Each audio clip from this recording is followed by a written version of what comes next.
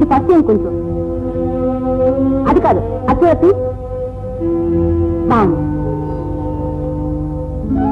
ఇది ఏమిటి హేమ ఇలా వచ్చావు? చెప్పు హేమా.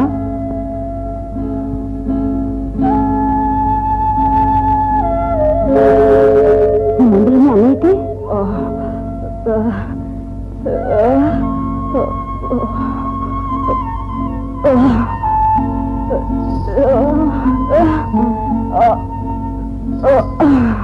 డాన్స్ చేస్తావా?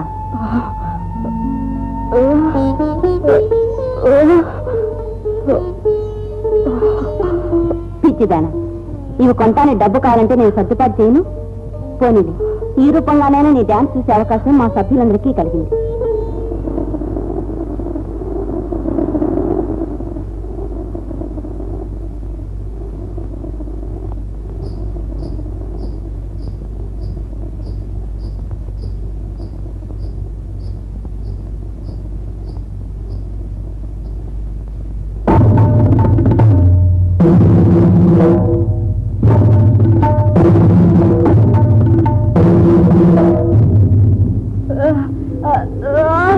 ఇతనికి టీబీ అమ్మా.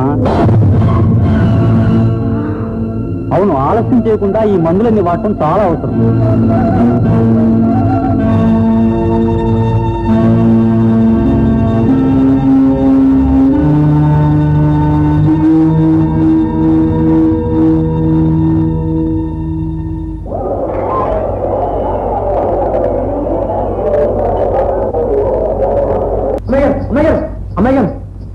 అందరూ మీ నాట్యం చూసి ఎంత పొగిడారో తెలుసా? కళా సరస్వతిని, నాట్య మయూరని. అబ్బో, అంతా దండలు పుచ్చుకుని మీరు ఎక్కడా వెతుకుతున్నారు. అదండి అమ్మాయి గారు, ఏమిటిది? ఇప్పుడు ఏమైంది అమ్మాయి గారు?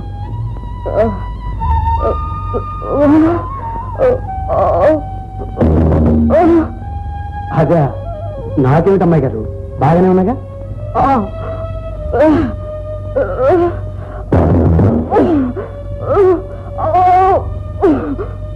అమ్మాయి గారు, రేపు అనుకోకుండా మీకు మంచి సంబంధం వచ్చిందనుకోండి, పెళ్లి బ్రహ్మాండంగా చేయాలి కదా. మరి అప్పటికప్పుడు డబ్బు కావాలంటే ఎక్కడి నుంచి వస్తుంది చెప్పండి.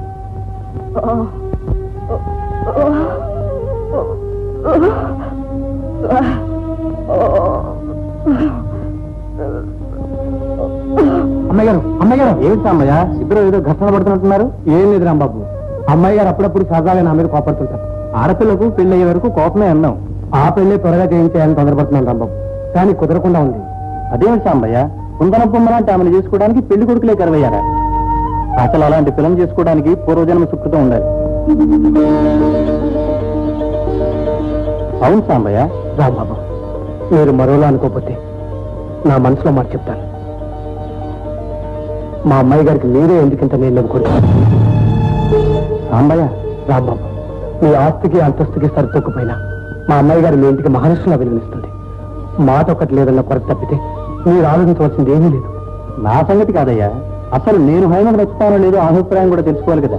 ఆ సంగతి నాకు వదిలేయండి, ఒక్కరోజు గడుగువ్వండి. మా అమ్మాయి గారిని ఎలాగైనా నేను ఒప్పిస్తాను, సరేనా? రెండు పెద్ద చెరువులు పశ్చిమ ఆసియాలో ఉన్నాయి. వీటిని అక్కడున్న ప్రజలు ఈ చెరువుల్ని సముద్రాలు అని పిలుస్తారు. కానీ అవి మాత్రం చెరువులే. ఈ రెండు చెరువులు కూడా ఒకే నది నుండి వచ్చిన నీళ్లతో ఏర్పడ్డాయి. గోలాన్ హైట్స్ నుండి పుట్టిన జోర్దాన్ నది లెబనాన్లోని చెట్ల మొదళ్ల నుండి రకరకాల ఔషధాల తత్వాలను తీసుకొని స్వచ్ఛంగా ప్రవహిస్తూ ఉత్తర దిక్కున వెళ్లి ఒక సముద్రంగా ఏర్పడుతుంది. అలాగే దక్షిణం వైపుగా వెళ్లి